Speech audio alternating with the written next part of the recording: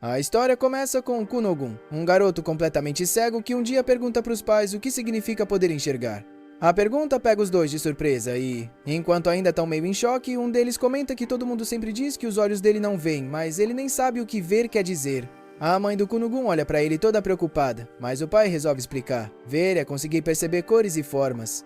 Só que isso não ajuda muito, porque o Kunogun não faz ideia do que são cores ou formas, então continua tão confuso quanto antes. O pai então lembra que os olhos dele carregam a cicatriz do herói, deixada pelo cavaleiro sagrado Storhuglia, e que isso é algo especial, do qual ele deveria se orgulhar.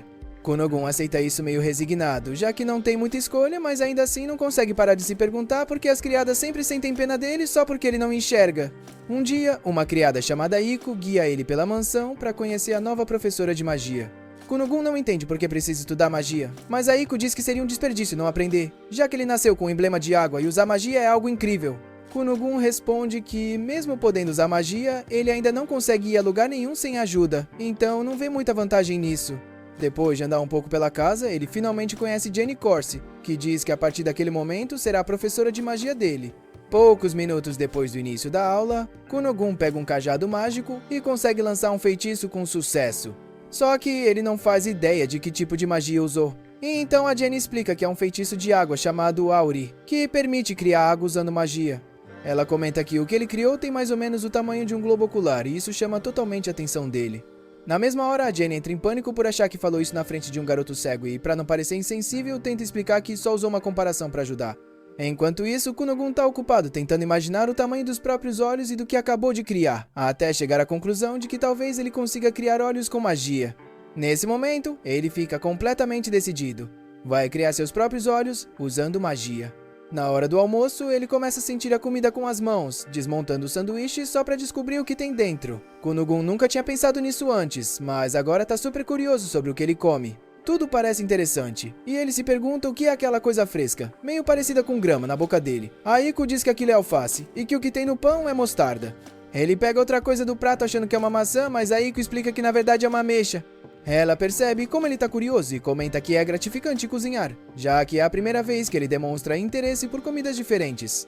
Mais tarde, uma mulher chamada Flora vai se encontrar com Kunogun para ler um livro para ele, como sempre fazem. Para surpresa dela, Kunogun pede para ouvir a história do Cavaleiro Sagrado, Storhuglia. Ela fica um pouco surpresa com o pedido, mas aceita meio relutante depois que a Iko a tranquiliza. A Flora pede para ele avisar se a história ficar pesada demais, mostrando claramente que está preocupada com ele. Kunogun responde que não precisa se preocupar, porque agora ele está com sede de todo tipo de conhecimento. Na história, é explicado que, há muito tempo, houve uma guerra entre os heróis do mundo e o Rei Demônio. O herói daquela nação, Storhuglia, derrotou o Rei Demônio no final, mas perdeu um braço e uma perna na batalha. Desde então, de vez em quando nascem descendentes do Stor com algo faltando, como um braço, uma perna ou a visão. As pessoas chamam essas crianças de reencarnações do herói, a chamada cicatriz do herói. Mesmo assim, Kunogun se vê como ele mesmo e reconhece que o poder mágico que tem é só dele. Durante o treino, ele consegue usar o feitiço Auri e multiplicar as gotas de água por 4. Kunogun fica ainda mais decidido. Com seu poder, ele pode usar magia, e com a magia ele vai criar globos oculares. Ele decide que vai fazer isso custe o que custar, mas logo depois de lançar o feitiço, percebe o quão difícil é, quando seu corpo simplesmente desaba. Depois de se recuperar, ele entende que vai precisar de muito mais conhecimento e resistência física, já que os dois são necessários para usar magia poderosa. A Iko lembra que ele ainda só tem 7 anos e não come muito, mas que vai crescer com o tempo. Kunogun responde que esperar não é uma opção e que desmaiar só usando magia básica é inaceitável. A Iko explica que aumentar a quantidade de comida de uma vez faria mal, então eles têm que fazer isso aos poucos. Kunogun concorda e diz que também quer fortalecer os músculos, mas admite que não é bom em correr nem em andar. Então a Iko sugere que ele treine com a espada. Quando Kunogun reclama da ideia, ela diz que vai arrumar um professor decente para ele. Alguns dias depois, o Kunogun finalmente começa a treinar com a espada, e o Auro, o novo tutor dele, manda ele prestar atenção nos músculos do braço e do ombro. Ele também explica que o golpe tem que vir na ordem certa, ombros, cotovelos e depois os pulsos. E o Kunogun segue tudo direitinho.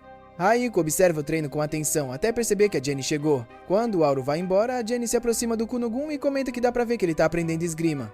O Kunogun explica que é porque ele precisa de conhecimento e resistência para usar magia. A Jenny fica meio surpresa com quanto ele mudou em poucos dias. A Iko rapidamente troca a espada do Kunogun por um cajado e a Jenny decide revisar o feitiço Auri da última aula.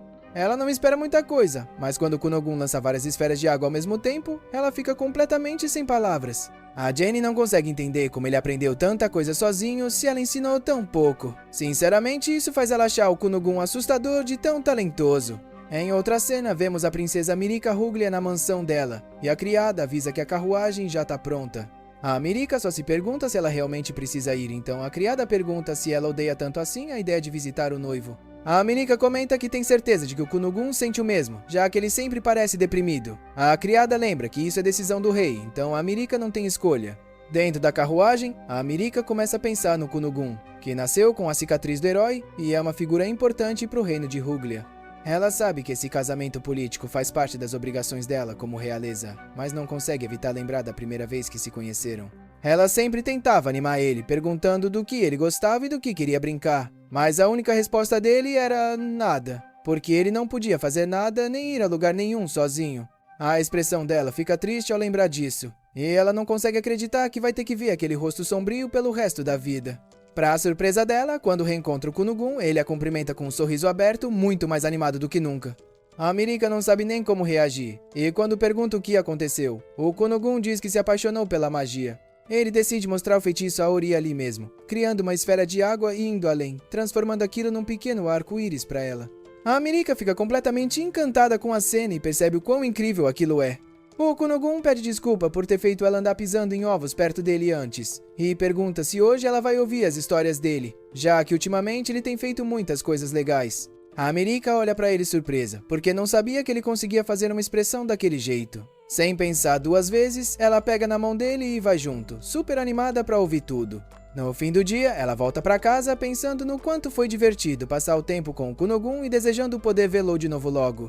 Enquanto isso, o Kunogun também fica pensando nela depois que ela vai embora, já que ela nunca tinha oferecido a mão para ele antes. A Aiko diz que isso é porque ele é um verdadeiro cavalheiro, e o Kunogun de repente sente que precisa aprender a se comportar melhor perto da Mirika.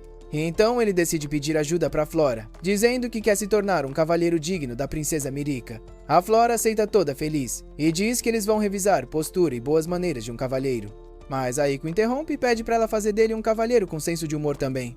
Enquanto isso, a gente vê a Jenny toda confusa, sem saber o que fazer depois de ver as habilidades mágicas do Kunogun. Criar 7 esferas de água lindas ao mesmo tempo é algo que nem ela consegue fazer. Ele já dominou completamente a magia elemental, então parece que tá aprendendo rápido demais e nesse ponto não tem mais nada que ela possa ensinar. Mesmo assim, a Jenny pensa em avançar para a magia intermediária, mas muda de ideia na hora.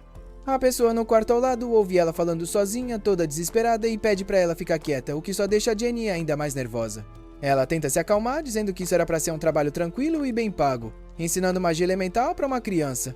E apesar da magia ser conveniente, ela não é exatamente segura. Então ainda é cedo demais para um garoto de 7 anos como o Kunogun aprender magia avançada. Mesmo assim, do nada, a Jenny pega a caneta e começa a escrever, dizendo que ainda é cedo para desistir. A pessoa do lado pede de novo para ela fazer silêncio, claramente irritada com o barulho. A Jenny entra em pânico, pede desculpa outra vez, mas continua escrevendo, dizendo que não vai largar esse trabalho porque tem contas para pagar. Na próxima vez que ela vê o Kunogun, chega toda animada e diz que eles vão tentar algo diferente. O Kunogun responde que aceita qualquer coisa que ela disser depois de ouvir isso com a voz linda dela. Fica bem claro que ele está colocando em prática o novo charme depois de aprender a agir como um cavalheiro, e a Jenny percebe que ele mudou de novo. Deixando isso de lado, ela explica que o feitiço Auri que ele usa só cria água, então eles vão dividir a magia em partes. O Kunogun pergunta se isso significa separar a criação da água, fazê-la flutuar e manter o formato esférico. A Jenny elogia a resposta e diz que dá para ir ainda mais fundo, pensando em temperatura, viscosidade, composição, cor, forma, brilho, aroma e sabor.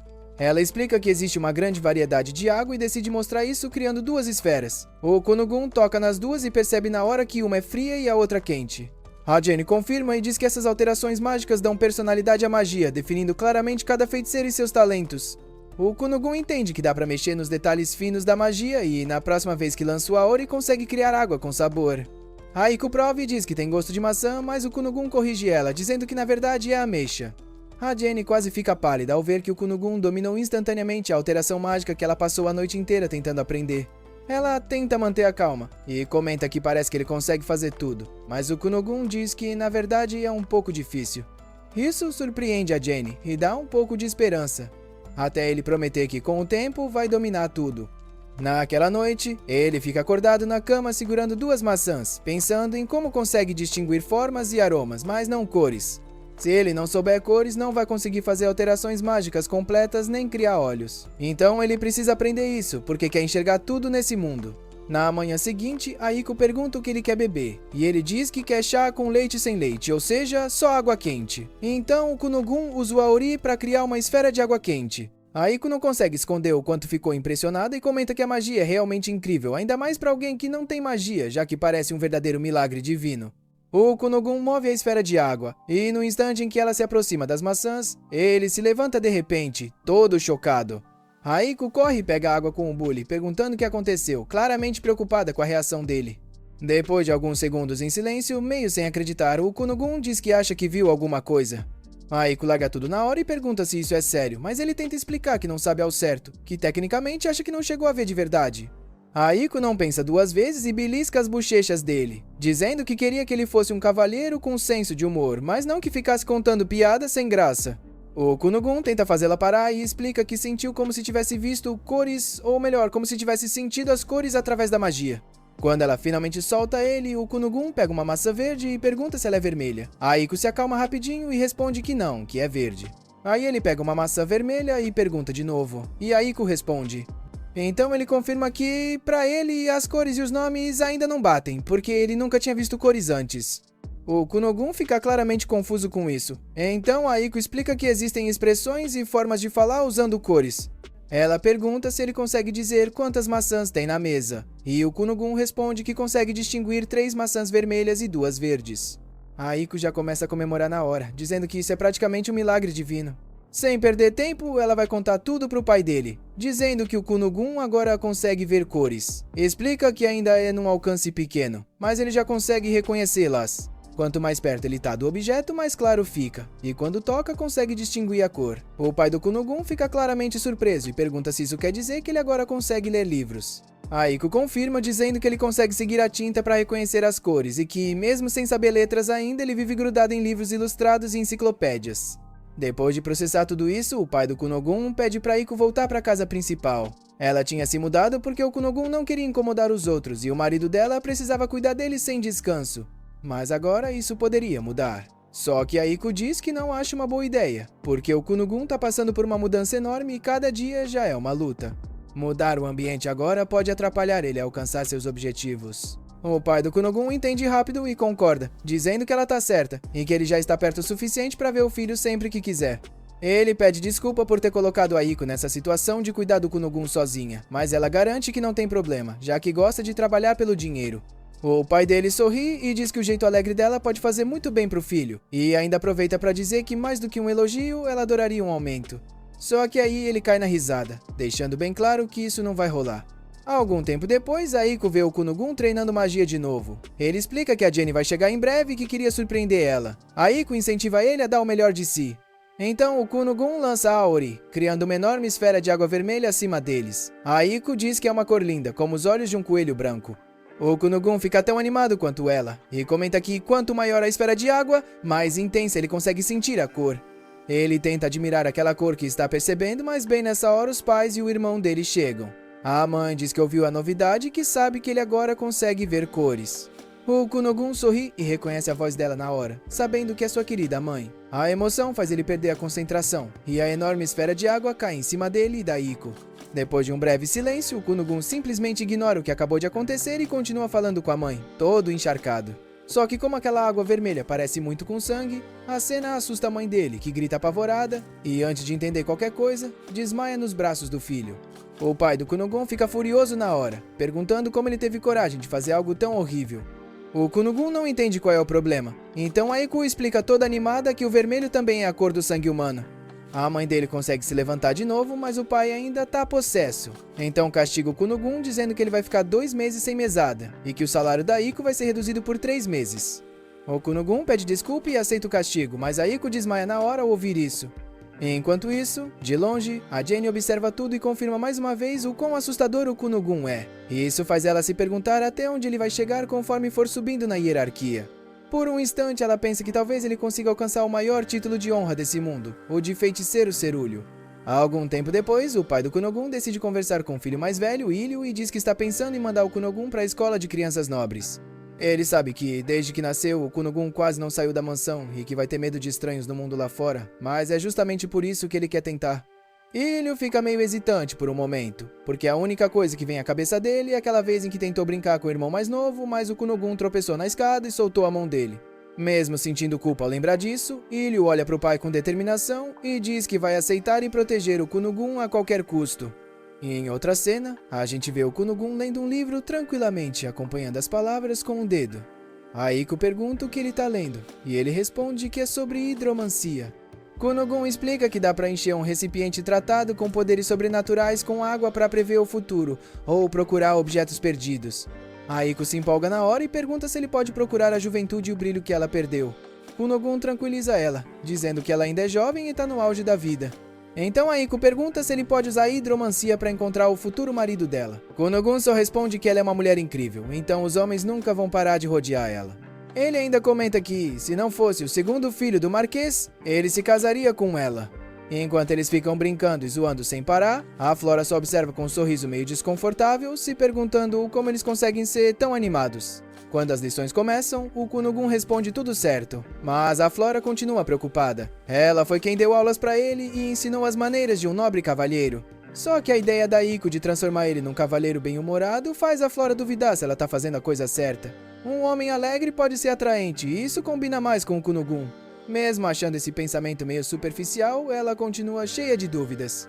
O Kunogun percebe que ela está perdida nos próprios pensamentos e pergunta por que ela parece tão preocupada. Antes mesmo dela responder, ele decide brindar com a xícara de chá só para admirar o momento.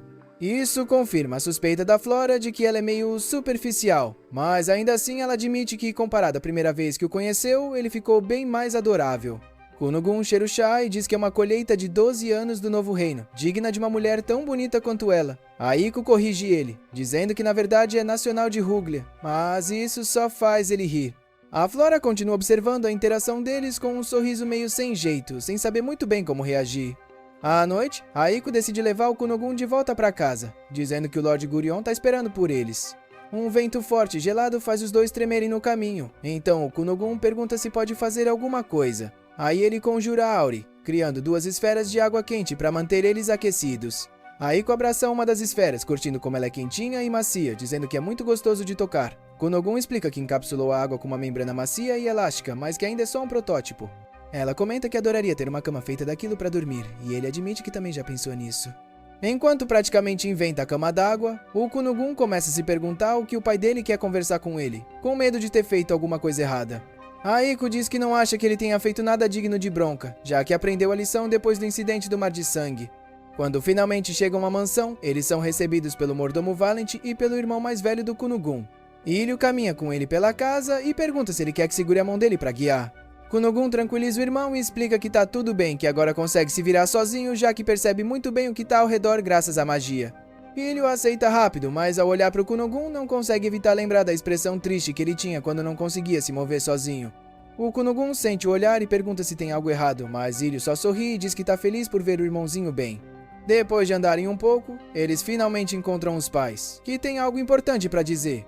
O Lord Gurion fala pro Kunogun que a Flora informou que ele já terminou tudo que é ensinado na escola de crianças nobres, mas também diz que ele não tem interesse em frequentar a escola de verdade.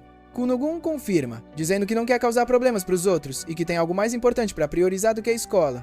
O pai dele diz que sempre acreditou que ele devia seguir o que o coração manda, mas que crianças nobres são obrigadas a ir para a escola. Nos documentos, ele está matriculado na escola de nobres, mas como a situação dele é especial, eles conseguiram permissão do rei para que a escolaridade seja opcional. Kunogun fica em silêncio por um instante e depois comenta que isso cheira a nepotismo. O pai responde que não gosta desse jeito de falar e que esse não é o ponto, pedindo para ele pensar melhor. O Kunogun pergunta se ele tá falando do jeito que ele usa a mesada, já que o pai sempre reclama disso. Diz que pode até parecer desperdício de dinheiro, mas ele acredita que usa de forma responsável. O pai tenta dizer que não é sobre a mesada, mas o Kunogun continua agradecendo por ele sempre trabalhar tanto para sustentar a família. O pai pede para ele parar com isso, dizendo que faz ele parecer alguém da classe trabalhadora, e o Kunogun pergunta se ele ainda tá bravo por ele ter transformado o jardim num mar de sangue. O Gurion perde totalmente a calma e levanta a voz, dizendo que aquilo foi inaceitável e que, se acontecer de novo, ele vai ficar 6 meses sem mesada. A esposa tenta acalmá-lo e lembra que eles não estão ali para falar disso hoje. Depois de finalmente se controlar, Gurion explica que só quer que ele pense na princesa Mirika. Afinal, quem não cumpre suas obrigações como nobre acaba em desvantagem na alta sociedade. Ou seja, por causa dele, a Mirika poderia ser vista de forma negativa no futuro. O Kunogun entende a situação na hora, e isso já é o suficiente para ele aceitar. Ele diz pro pai que vai pra escola, mesmo achando um saco. Gurion então explica que não tá pedindo para ele estudar por anos, já que ele só precisa fazer as provas de avanço. Passando nelas, ele recebe o certificado oficial de graduação e, como são 5 provas, só vai precisar ir à escola 5 vezes. O Kunogun fica aliviado ao saber que é tão simples assim. O Ilho comenta que ele e a Mirika vão se formar depois da próxima prova, então o Kunogun vai fazer junto com eles. Sem perder tempo, a mãe do Kunogun diz que precisa prepará-lo para a escola, já que ele vai precisar de roupas, sapatos e um bom casaco. Ela precisa tirar as medidas dele, e então pede ajuda para Iko. Depois que elas saem para cuidar disso, Gurion avisa Ilho que também tem outros membros da realeza na escola e que eles podem tentar se aproximar do Kunogun e da Mirika. Ilho tranquiliza ele, dizendo que vai ficar com os dois para evitar qualquer problema. Pouco depois, Kunogun conta para Mirika que vai para a escola. Ela fica claramente muito feliz com a notícia, mas ele explica que só vai para fazer as provas de avanço. Mesmo assim, ela diz que é maravilhoso, porque assim pode passar tempo com ele na escola. Kunogun admite que não faz ideia do que esperar da escola, mas Mirika o tranquiliza, dizendo que vai acompanhá-lo como veterana. Ele aceita a proposta, mas comenta que está preocupado, porque se ela andar com ele, todos os garotos apaixonados por ela vão ficar com ciúmes. A Mirika, meio nervosa, diz que tem certeza de que vai ficar tudo bem, então Kunogun pergunta se ela não é popular.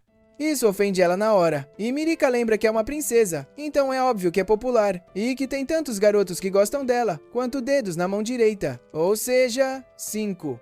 Então ele deveria se sentir grato por andar com ela. Pensando nisso, Kunogun começa a considerar arrumar uma bengala nova para autodefesa, caso resolvam fazer um Scott Pilgrim com ele. Quando o dia finalmente chega, Kunogun veste uma roupa elegante, usa uma máscara para cobrir os olhos e leva uma bengala nova para se defender. Aiko fica toda empolgada com o visual dele, dizendo que ele parece um príncipe saído de um conto clássico. Kunogun entra na brincadeira com todo o charme, o que faz William se perguntar se o irmãozinho dele sempre foi tão vaidoso assim. Ao entrarem na carruagem, Kunogun se despede da família e usa a Auri para envolver as rodas com água de forma uniforme. Quando a carruagem começa a andar, Ilyu se surpreende ao perceber que ela não balança nada. Kunogun explica que uma carruagem sacolejando faz mal para as costas, e então ele usa a Auri para evitar isso. Ilyu comenta como a magia é prática, e Kunogun concorda, dizendo que por ser tão versátil, talvez até ele consiga um emprego no futuro. Depois de um tempo, Ilyu diz que tem certeza de que Kunogun deve estar nervoso por viajar para longe de casa, mas ele discorda e diz que ficou um pouco mais forte. Ele sabe que o Ilyu se preocupou muito com ele, principalmente quando ele caiu e se machucou, e que o Ilyu se culpou por isso por muito tempo. Ilyu fica surpreso por ele saber disso, mas Kunogun garante que agora está bem. Antes ele só queria desaparecer, mas agora está decidido a sobreviver, não importa o que aconteça. Ilyu não consegue evitar um sorriso ao perceber o quanto o irmão mais novo mudou depois de aprender magia. Kunogun diz que tem uma vontade absurda de continuar vivendo. Mesmo que o resto do mundo acabe, ele vai sobreviver. Isso pega Ilyu totalmente de surpresa e o deixa bem confuso. Mas Kunogun continua dizendo que vai viver tanto tempo que vai até sentir pena da humanidade inteira. Ouvindo isso, Ilyu apenas concorda com a cabeça e sorri de forma meio desconfortável, se perguntando se esse cara é mesmo o irmão dele. Deixando isso de lado, Ilyu se surpreende quando Kunogun percebe que eles já estão quase chegando na escola, o que significa que ele consegue sentir a presença de muita gente. Quando finalmente chegam, Mirika sai correndo animada para recebê-los, e Kunogun não perde a chance de usar todo o seu charme. Ilyu só observa a interação dos dois em silêncio, se perguntando o que exatamente está rolando entre eles. A Mirika decide que já está na hora de ir, mas fica preocupada quando Kunogun não vai junto. Ele fica parado no lugar, totalmente concentrado nas várias vozes que está ouvindo naquele momento. A presença de tanta gente de vozes sem fim é sufocante, e ele sabe que o eu do passado teria se encolhido de medo com isso. Mas ao invés disso, ele só sorri, estende a mão para Mirika e pergunta se pode virar uma garota por enquanto. A Mirika entra na brincadeira sem questionar nada, pega a mão dele e diz que então ela vai virar um garoto. O Ilyu decide não perguntar nada, mas fica completamente confuso com aquilo. Eram tempos diferentes. Enquanto isso, Akazu, uma professora da escola, parece estar esperando a chegada do Kunogun e está claramente preocupada. Afinal, ele é o segundo filho do Marquês e tem a marca do herói, além de existirem rumores de que ele é uma criança tímida. Ela não consegue evitar ficar ansiosa se perguntando se uma professora novata como ela vai dar conta de orientar alguém assim. Seus pensamentos são interrompidos quando ela ouve algumas garotas comentando sobre um garoto bonito como um príncipe. É aí que ela vê o Kunogun pela primeira vez acompanhado da Mirika e do irmão mais velho. Quando eles passam por ela, a Akaze reage rápido e chama pelo nome dele, impedindo que vá embora. Ela diz que é professora daquela escola e que vai ser a guia dele naquele dia. O Kunogun decide se apresentar direito, mas acaba deixando ela confusa ao dizer que, no momento, ele é uma garota. A Akaze fica totalmente perdida, então ele explica que biologicamente é um menino, com personalidade de menino, mas que hoje é um dia bonito. Isso não ajuda em nada a esclarecer a situação. Antes que ela consiga perguntar qualquer outra coisa, o sinal toca e a Mirika e o Willy precisam ir embora. A Akaze se despede com um sorriso, mas quando fica sozinha com o Kunogun tem a sensação de que isso vai dar muito trabalho. A Mirika se despede dele, e um grupo de alunos observa tudo de dentro de uma sala de aula, comentando que ele tem a marca do herói. Um deles diz que ouviu falar que ele recebeu bênçãos do rei por ser o primeiro portador da marca do herói nascido em 100 anos. O príncipe Lily faz uma careta assim que escuta isso. Os acompanhantes dele se apressam em dizer que o Kunogun não parece grande coisa e que a marca do herói talvez seja só uma superstição sem fundamento. Mas, mesmo tentando agradar, eles só pioram a situação. Quando Lily vê a Mirika sorrindo pro Kunogun, ele fica ainda mais irritado. Pouco depois, a Akaze leva o Kunogun até uma sala de aula e pergunta se ele ouviu o resumo dos exames de progressão. O Kunogun confirma, dizendo que se passar em 5 provas pode receber o certificado de formatura. A Akaze explica que normalmente depois de cada prova existe um tempo para se preparar para a próxima. Mas, como exceção, os exames dele vão acontecer em um período mais curto, já que ela recebeu ordens do pai dele e do rei para fazer assim. O Kunogun fica sério e diz que o pai dele e o rei são grandes amigos, então isso é nepotismo, e ele quer pedir desculpa por pressionarem a escola desse jeito. A Akaze claramente não esperava ouvir isso, então só responde que vai fingir que não escutou nada. Mesmo assim, o Kunogun continua falando, dizendo que essas coisas acontecem o tempo todo na alta sociedade. A Akaze não responde, coloca as folhas da prova na mesa dele e diz que ele pode avisar se tiver alguma dúvida.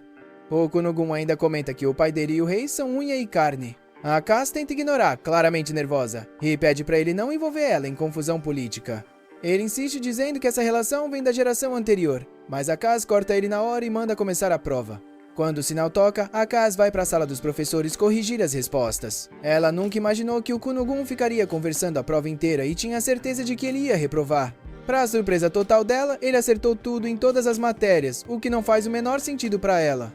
Enquanto isso, Kunogun começa a sentir fome e decide ir até a cantina com a Mirika. Só que de repente ele encontra o príncipe Lily e seus acompanhantes, e a Mirika quase que encolhe na hora. Todo mundo por perto fica em silêncio, e o clima fica pesado rapidinho, o que faz o Kunogun se perguntar o que está acontecendo. A Lily tira sarro do Kunogun e pergunta se um moleque como ele realmente recebeu bênçãos do pai. A Mirika tenta defender o Kunogun do irmão mais velho, mas a Lily manda ela não se meter. O Kunogun aperta a bengala com força e diz que não importa quem ele seja, se mexer com a Mirika ou entrar no caminho dele, ele não vai deixar passar. A ameaça é interrompida de repente pelo Willy, que se coloca entre eles e, todo nervoso, pergunta se a Lily quer alguma coisa com o irmão mais novo. Dá pra ver que a Lily não gosta nada da interferência e reclama do quanto isso é desrespeitoso, já que ela não deu permissão pra ele falar. O Willy fica hesitante, nervoso, sem acreditar que logo no primeiro dia o irmão e a Mirika já foram abordados pela realeza. O Kunogun não entende muito bem o que está acontecendo e claramente não sabe o que fazer, mas decide agir primeiro. Em silêncio, ele conjura a Auri. Com a magia, junta toda a água que consegue na cafeteria sem ninguém perceber e usa isso para encharcar a calça da Lily. O Willy tenta amenizar a situação, lembrando que na escola o status não deveria importar, então era melhor deixar isso pra lá. A Lily discorda na hora, mas o Kunogun interrompe, dizendo que o príncipe Mirim fez xixi na calça. A Lily olha pra baixo, vê a calça toda molhada e, na hora, todo mundo começa a cochichar. Ela fica morrendo de vergonha e tenta negar, sem entender o que aconteceu. Já o Willy percebe na hora o que rolou e sabe que o Kunogun tá envolvido. Se sentindo exposta e humilhada, a Lily decide sair correndo, e os acompanhantes vão atrás. O Kunogun só sorri, com cara de vitória, dizendo que agora ninguém vai encher o saco. Ele muda de assunto numa boa e começa a falar do que vai comer no almoço, dizendo que tá com vontade de um hambúrguer. O Willy pra ele na hora e pergunta direto se foi ele que fez aquilo com o príncipe. O Kunogun ignora completamente a pergunta. Sorri e pergunta pra Mirika o que ela vai comer. A Mirika percebe que é melhor não questionar nada e só se senta pra almoçar com eles.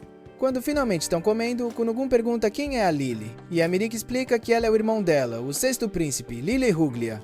O Kunogun fica chocado ao saber que eles são irmãos, porque achava impossível existir um irmão mais velho que não gostasse dos mais novos. A Mirika diz que queria que fosse assim, mas claramente não é. O Willy confirma. Depois disso, o Kunogun diz pro Ilho que tá feliz por ele ser o irmão mais velho dele. E mais uma vez, o Ilho percebe como o irmãozinho realmente mudou. Mesmo assim, eles foram bem imprudentes com alguém praticamente intocável. Então, ele não faz ideia de como vai explicar isso pro pai. O Kunogun continua comendo de boa, sem se preocupar com nada. E a Mirika ri, dizendo que pensar demais não vai mudar o que já aconteceu. Mesmo assim, isso não acalma o Ilho, que só torce pra conseguirem se formar sem mais nenhum problema desse tipo. Na sala de jantar, o Kunon pergunta pra Mirika por que o príncipe Lailo ficou no caminho deles sem esconder nem um pouco a agressividade. Ela responde que ele veio pra pressionar eles. Diz que o irmão dela é o sexto príncipe e ela é a nona princesa, então a posição deles na hierarquia real não é lá essas coisas. Só que o noivo dela é um mago que carrega a marca do herói, então o status dela subiu rápido demais. Agora que o Kunon se mostrou pro mundo, eles vão ficar acima da alta sociedade. Mas, deixando isso tudo de lado, a Mirika diz que tá feliz por ser noiva dele. E o Kunon concorda, dizendo que quando encontrar o rei, vai até se ajoelhar de gratidão. Depois disso, ele diz que quer ir pedir desculpa pro Laio, mas nem o Iksu nem a Mirika deixam. Aí, a história muda pra professora. Hoje é a prova final do Kunon, então ele precisa aprender a mudar a textura da água. Ele transforma a água em gelo, mas a sensação é tipo a de uma maçã. A gênia sugere que ele toque em várias coisas diferentes para conseguir reproduzir texturas. Mais tarde, a gente vê o Kunon tocando num cavalo. O Ikkyu acha isso estranho, mas logo a Mirika chega. O Kunon comenta que tá triste porque esse é o último dia em que vai poder ouvir a voz dela na escola, e que sente como se o mundo dele tivesse sendo tomado pela tristeza. A Mirika diz pra ele parar de exagero e lembra que eles só vão embora ao pôr do sol, o que acaba com a tristeza dele na hora. Depois disso, os três vão fazer a prova final. O Kunon fica animado, se sentindo num colégio de verdade, mas ao mesmo tempo triste por não poder mais ficar com a professora. Ela diz que vai estar observando e deseja boa sorte. Dá pra ver que agora existe bem mais confiança entre eles. O protagonista comenta que isso tudo é por causa das provas. Ele conta que a professora virou docente pra seguir o homem que ela amava até uma escola nobre. Só que o cara falhou no exame e ela acabou ficando sozinha. Os outros dois não entendem como uma professora pode contar a própria história de vida para um aluno. Nesse momento, o outro estudante fala com a Mirika e pede para ela apresentar o Kunon. Todo cavalheiro, o Kunon se apresenta como noivo da princesa Mirika Ruglia e irmão mais novo do Ikkyu. Com isso, ele se sente aliviado ao saber que o irmão e a noiva têm amigos, já que ninguém estava falando com eles. A Mirika explica que se eles viram ela sozinha, era porque ela queria passar mais tempo com ele, então pediu um pouco de paz para os amigos. Como o Kunon não sabia disso, ele agradece a consideração da princesa, mas diz que estava realmente preocupado. Afinal, ele não podia simplesmente perguntar se eles não tinham amigos ou se estavam sozinhos na escola. Então fica feliz em saber que o irmão não tá sozinho e que a princesa tem amigas. Caso contrário, ele teria que consolar os dois, comparando a solidão deles com a própria, dizendo que tá tudo bem não ter amigos.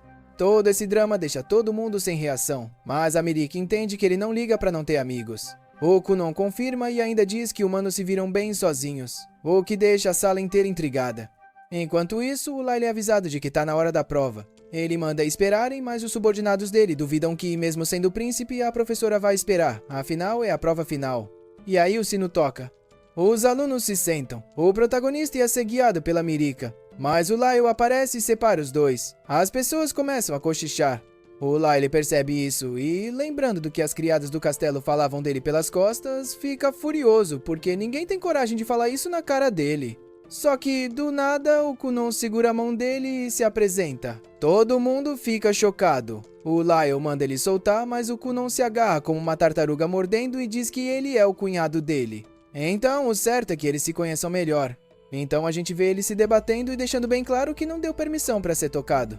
O Kunon destaca a voz máscula dele e diz que, só pelo toque, dá pra imaginar que o rosto dele é bem viril. Ele ainda garante que se pudesse enxergar, teria ficado encarando tanto que faria até um buraco na cara dele. E isso faz o Lailo corar na hora. Todo mundo começa a rir. O loiro, todo sem graça, pede pro Kunon soltar ele. Kunon solta, e assim o problema acaba ali mesmo. Durante a prova dá pra ver que o príncipe parecia meio pensativo, mas depois que tudo termina e os exames são avaliados, o professor anuncia que todo mundo passou. Com isso, Kunon volta pra casa. Ele se despede de todos os colegas e até do professor, a quem oferece a mão do irmão. Quem vê isso de longe é o Lailo, que, com um sorriso, manda os companheiros irem para outro lugar. Voltando ao treino de magia, a Genya pede para ele criar um redemoinho. Kunon primeiro cria uma esfera de água e faz ela girar. Depois pedem para ele parar e dividir a esfera em 10 partes, o que ele consegue fazer com um certo esforço. Ela também pede para ele tingir a água de vermelho, verde e amarelo, além de mudar a textura, e ele faz tudo sem problema. A gênia parabeniza ele, dizendo que foi incrível. Antes de ir embora, Kunon pede um momento e comenta que fez uma modificação, adicionando forma e temperatura à textura. Então a gente vê ele dar forma de um pássaro para a esfera, que sai voando. A gênia fica tão surpresa que cai no chão dizendo que acabou, que não tem mais jeito. Depois de um tempo, eles aparecem tomando chá. A gênia diz que quer falar com ele sobre algo. Kunon acha que deve ser sobre um jantar para comemorar a formatura dele e comenta que ela também está convidada. Mas ela diz que não é isso. Apesar de a formatura ser um bom momento para contar a verdade, ela pergunta se ele está mentalmente preparado, porque vai contar algo bem chocante. O Kunon fica preocupado com isso e toma um gole de chá. Antes de continuar, ele pede para Iko sair, e quando ela vai embora, ele fecha o punho, dizendo que isso é repentino demais, imaginando que a Jenny é uma deusa do céu noturno e que precisa voltar para o mundo dela. A Gênia até gosta da história, mas diz que não é nada disso. A verdade é que ela não tem mais nada para ensinar para ele. Ela confessa que já faz um tempo que não tem mais o que ensinar. Tudo sobre magia elemental que não serve para ataque, ela já ensinou. Agora o Kunon já lida com magia até melhor do que ela. Basta ele aprender uma magia nova para ultrapassar ela de vez. Kunon se levanta, dizendo que isso não é verdade. Ele confessa que sempre gostou dos truques e esquemas que ela usava para ensinar. Mesmo quando ela só tentava ensinar usando magia, a gênia percebe que o Kunon já tinha notado o desespero dela, e isso acaba deixando ela mais tranquila. Kunon diz que a magia dele se expandiu graças aos truques dela, lembrando de quando ela falou sobre Auri e comparou a esfera que ele criou com um globo ocular para ele. Ela deu a ele um propósito de vida, e todos aqueles truques ensinaram para ele a profundidade da magia. Com isso, a Genya pede para ele parar de chamar de truques. Ela diz que se esforçou muito tentando pensar em algo para enganar ele, mas não conseguiu mais inventar nada. Kunon se recusa a acreditar e pergunta se talvez ela esteja indo embora por causa do salário, dizendo que pode pedir para o pai dele pagar mais. Mas a Genya não quer isso. Ela não aguenta continuar recebendo tanto dinheiro sem ter mais nada para ensinar. Mesmo que antes ela aceitasse, agora não dá mais. Ficando de frente para o Kunon, ela diz que ele precisa ser ensinado por um mago melhor do que ela, porque ela não consegue mais ajudar ele a evoluir. Ela chegou até ali enganando ele, mas não consegue continuar assim. Já o Kunon diz que, mesmo que sejam truques, o fato dela ter conseguido pensar em tantos por tanto tempo já é um talento enorme e pede para ela continuar enganando ele, nem que seja com elegância. O Kunon não quer mais ninguém como professor, e enquanto ele fala isso, outros animais aquáticos começam a se aproximar, deixando bem claro que a Genya já não pode mais ensiná-lo. A magia do Kunon já ficou muito acima da dela. Por fim, a gente vê a Genya indo embora. Para ela, não tem dúvida nenhuma de que o Kunon é um gênio que pode virar o Mago Azul. Mesmo sendo um prodígio, ele sempre se esforçou pra caramba, se desafiando e ultrapassando seus próprios limites várias vezes. No fim, ela diz que não pode se dar ao luxo de perder para um aluno porque ainda é cedo demais para isso. Alguns dias se passam e o Kunon descobre que a professora Flaura também pediu demissão e ainda o parabenizou, já que ele concluiu todo o currículo. O Kunon fica chateado por não ter conseguido se despedir dela, mas a Iko diz que ela não quis justamente porque podia acabar chorando. Então o Kunon decide escrever uma carta de agradecimento para ela.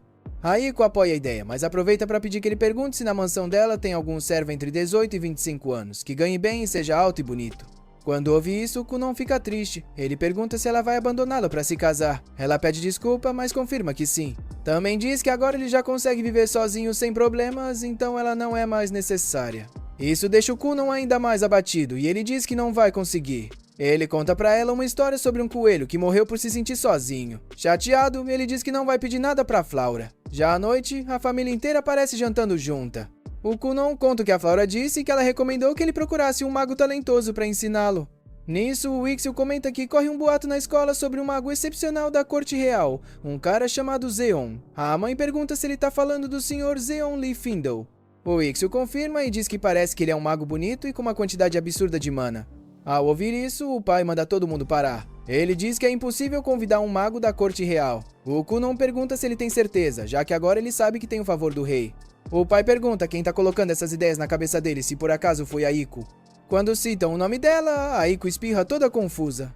Mas enfim, voltando ao assunto, o pai explica que ser mago da corte real é um cargo oficial dentro do castelo e que, tirando sua majestade e quem recebe ordens diretas dele, ninguém pode mandar nesses magos. O Kunon fica impressionado com isso. O pai também comenta que eles quase nunca saem do castelo real e que o contato com eles é super restrito, basicamente só a família real. Sabendo disso, Kunon entende que vai ser realmente difícil. Mas aí ele tem uma ideia maluca: acompanhar o pai até o castelo real, se perder lá dentro e, por obra do destino, acabar encontrando um mago da corte que aceite ele como aprendiz. O pai não aceita o plano, achando isso uma baita idiotice. Então o Kunon apela pra mãe, manipulando ela pra ficar do lado dele, e funciona. Ela pede pro pai ao menos considerar essa opção. Sem muita escolha, ele aceita pedir autorização ao rei. No castelo real, uma mulher albina entrega alguns documentos para esse homem.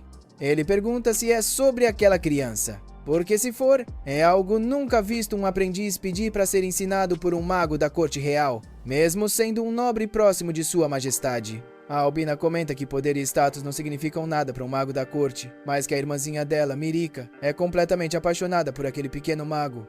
O homem começa a ler os documentos e, depois de alguns segundos, se levanta da cadeira, dizendo o nome do protagonista com total surpresa.